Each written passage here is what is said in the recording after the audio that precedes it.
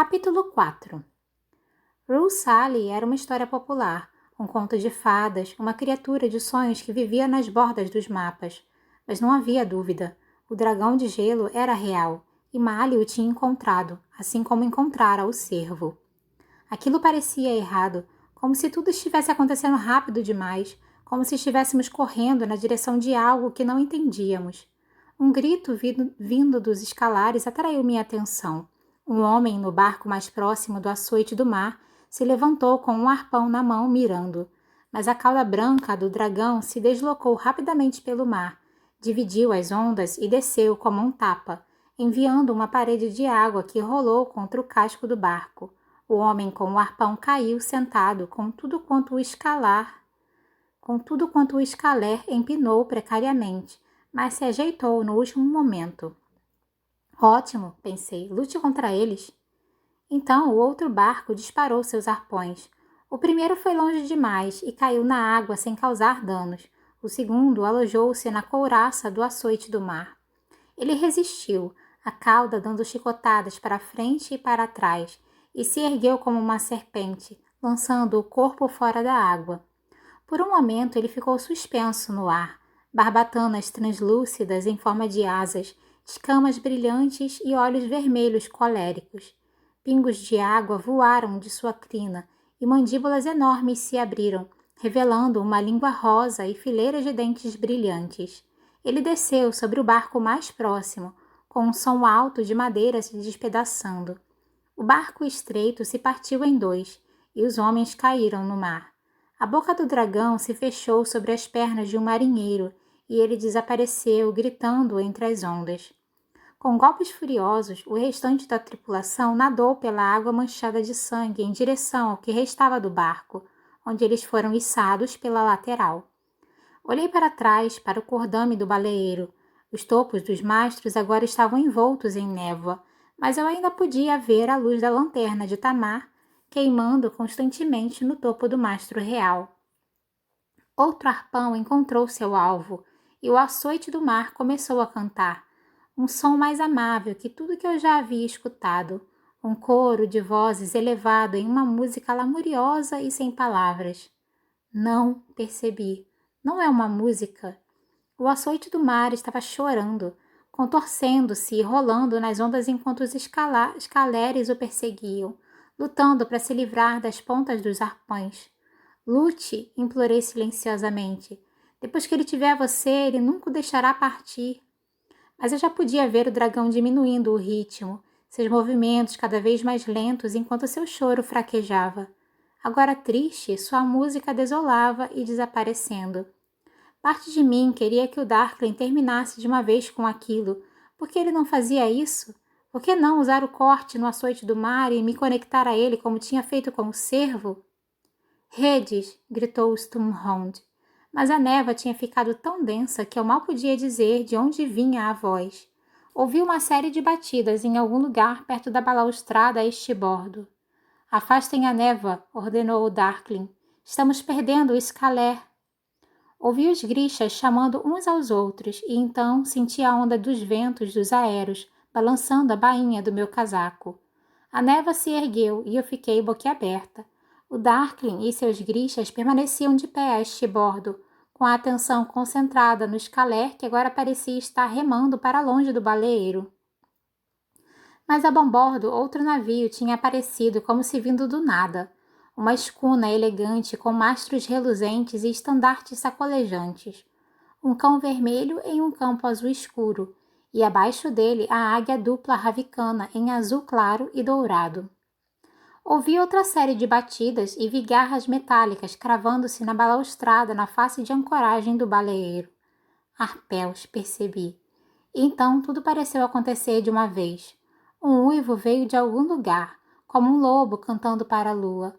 Homens surgiram como um enxame sobre a balaustrada no convés do baleeiro, pistolas presas ao peito, espadas na mão, uivando e latindo como uma matilha de cães selvagens. Viu Darkling se virar, confusão e raiva em seu rosto. O que diabos está acontecendo? Disse Mali vindo para minha frente enquanto avançávamos discretamente para a proteção deficiente do mastro da mezena. Não sei, respondi. Algo muito bom ou muito, muito ruim.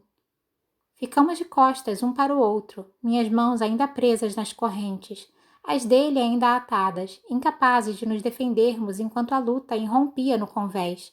Tiros de pistola soaram. O ar ganhou vida com o fogo dos infernais. Venham comigo, cães! Sturmhond gritou e entrou em ação, um sabre em suas mãos. Homens latindo e rosnando desceram sobre os grichas do Darkling de todos os lados, não apenas da balaustrada da escuna, mas também do cordão e do próprio baleeiro. Os homens de Sturmhond. Sturmhond estava se voltando contra o Darkling. O corsário claramente tinha endoidado. Sim, os grichas estavam em menor número, mas número não importava em uma luta contra o Darkling. Veja! Gritou Mali. Embaixo, na água, os homens no escalé restante traziam o açoite do mar se debatendo a reboque. Eles tinham levantado uma vela e um vento forte os impulsionava, não para o baleeiro, mas diretamente para a escuna. A brisa constante que os levava parecia vir do nada. Olhei mais de perto. Um tripulante estava de pé no scaler, braços erguidos. Não havia dúvida. Sturmhond tinha um aero trabalhando para ele. De repente, um braço me agarrou pela cintura e fui erguida. O mundo pareceu virar de cabeça para baixo e eu gritei ao ser jogada sobre um ombro enorme. Ergui a cabeça, lutando contra o braço que me segurava como uma tira de aço. E vi Tamar correndo na direção de Mali, uma faca brilhando nas mãos dela. Não! Eu gritei. Mali! Ele ergueu a mão para se defender, mas tudo o que ela fez foi cortar suas amarras. Vá! Ela gritou, jogando a faca para ele e desembainhando uma espada presa em sua cintura. Tolia me segurou mais apertado enquanto corria pelo convés. Tamar e Mali vieram logo atrás. O que você está fazendo? Gritei, minha cabeça batendo em solavancos nas costas do gigante. Apenas corra! Tamar respondeu, batendo em Corporalnik, que se atirou em seu caminho. Não posso correr, gritei de volta. O idiota do seu irmão me jogou nos ombros dele como um presunto. Você quer ser salvo ou não? Não tive tempo de responder. Segure firme, disse Tolia. Segure firme, disse Tolia. Vamos pular.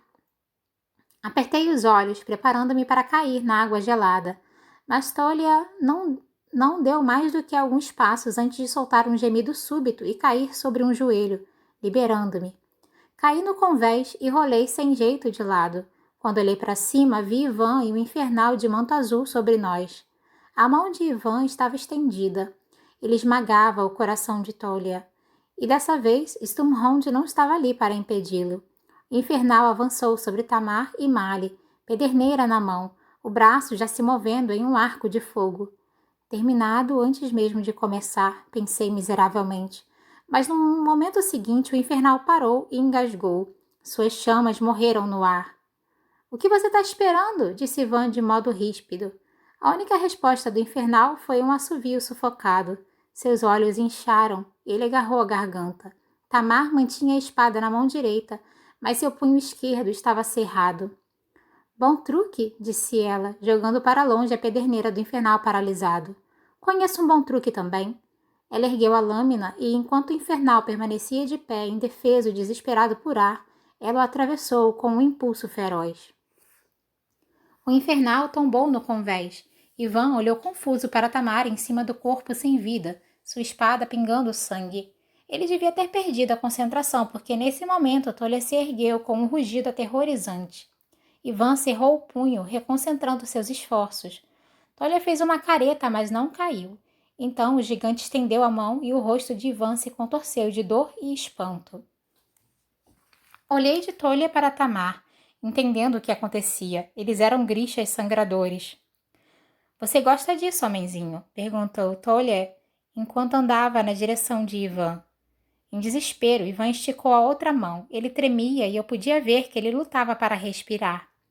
Tolia balançou um pouco, mas continuou avançando. Agora descobriremos quem tem o coração mais forte, ele rosnou.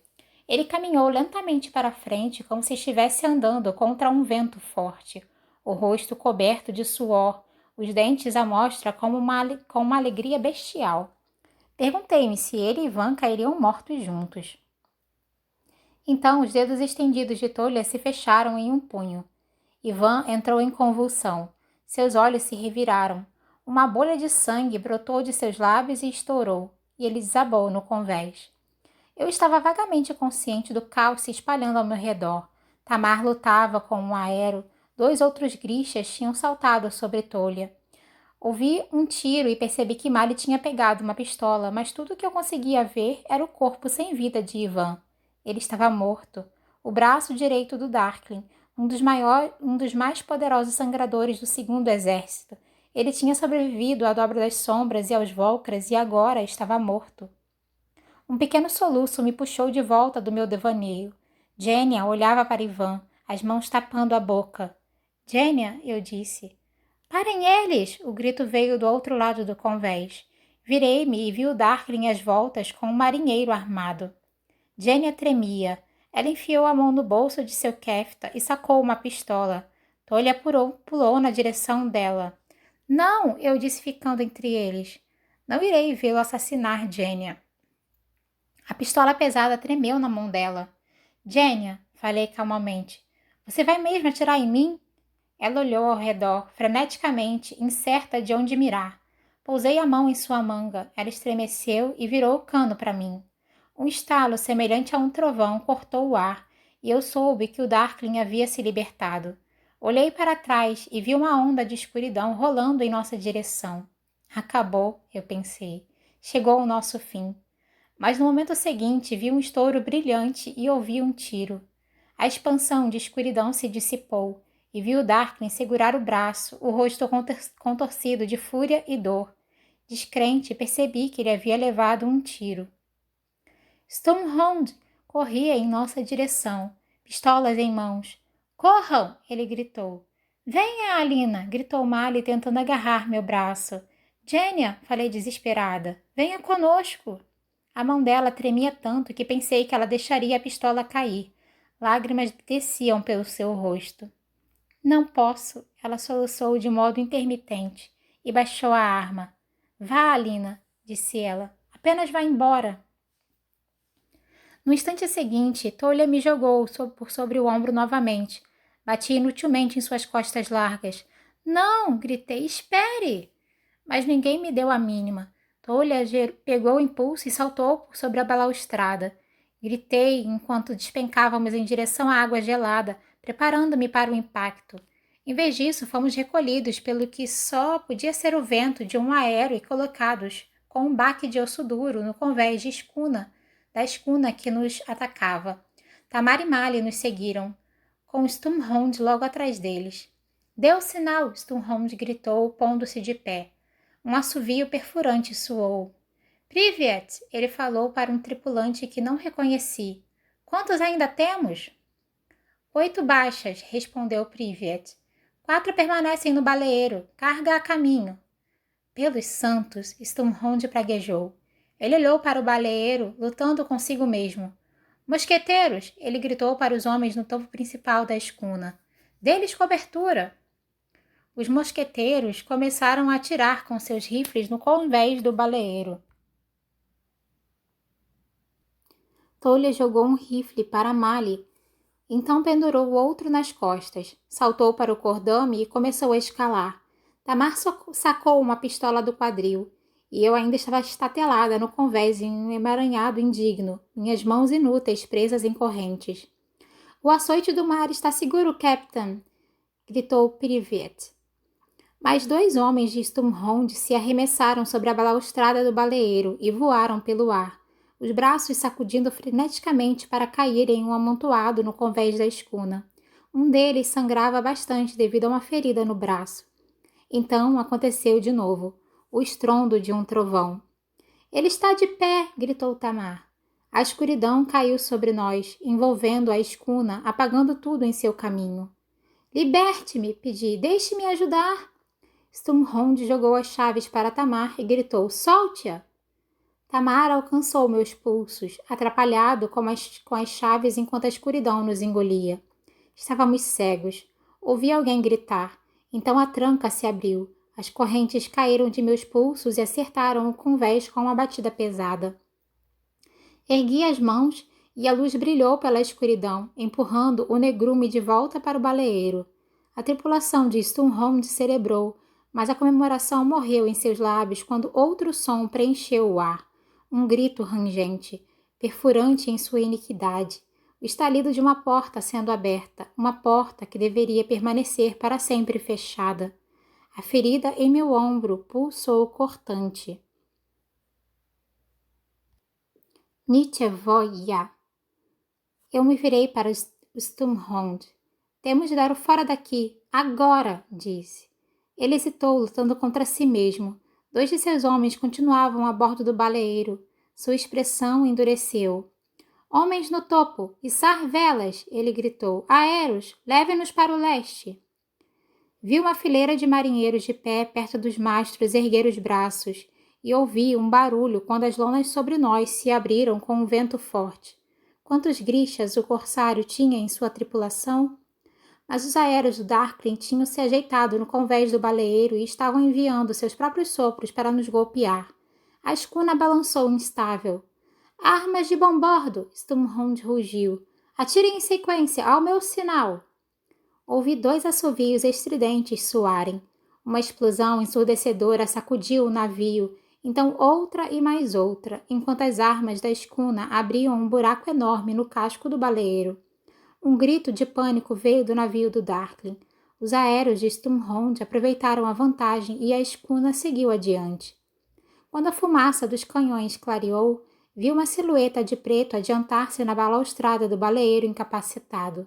Outra onda de escuridão correu em nossa direção, mas essa era diferente. Ela se contorcia sobre a água como se avançasse arranhando seu caminho, e com ela vieram os estalidos esquisitos de milhares de insetos irritados.